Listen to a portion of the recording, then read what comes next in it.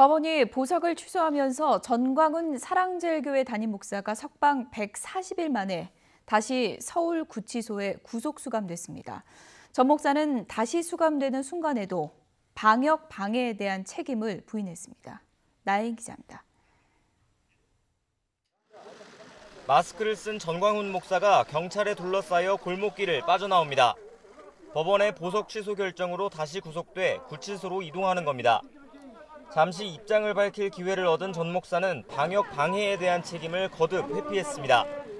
우리 교회는 이 방역을 방해한 적이 없다는 것을 이 공무원들이 다 알고 있어요. 근데 그걸 자꾸 언론에서 마치 방역을 제가 조성했다 이렇게 몰고 가니까 내가 또 재구속되지 않습니까? 서울중앙지방법원이 전 목사의 보석을 취소해달라는 검찰의 청구를 인용하면서 전 목사는 석방 140일 만에 다시 서울구치소에 수감됐습니다. 법원은 전 목사가 보석으로 풀려날 때 냈던 보증금 5천만 원 가운데 3천만 원도 국가에 귀속시켰습니다. 재판부는 전 목사가 법원이 정한 조건을 위반해 보석을 취소했다고 설명했습니다. 지난 4월 보석을 허가하면서 위법한 집회나 시위에 참가해선 안 된다는 조건을 달았는데 전 목사가 광복절 집회에 참가하고 불법 집회 논란까지 이어지자 보석 조건을 어겼다고 판단한 겁니다. 광복절 집회가 수도권 코로나19 재확산의 주된 원인으로 지목되며 재구속 여론이 들끓었지만 법원이 이 같은 결론을 내리기까지는 20일이 넘게 걸렸습니다.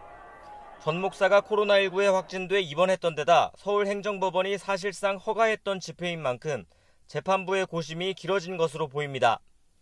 전 목사 측은 법원의 보석 취소 결정에 대해 즉각 항고하겠다고 밝혔습니다. 다만 항고 절차가 진행되더라도 전 목사는 구속 상태에서 공직선거법 위반 사건 재판을 받아야 합니다. 이런 가운데 지난달 광복절에 이어 다음 달 개천절에도 보수단체가 대규모 집회를 예고하고 경찰이 이를 금지하며 또 한 번의 법정 공방이 예상됩니다.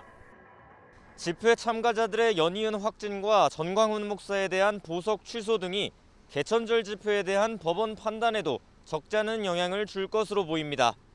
YTN 나힌입니다.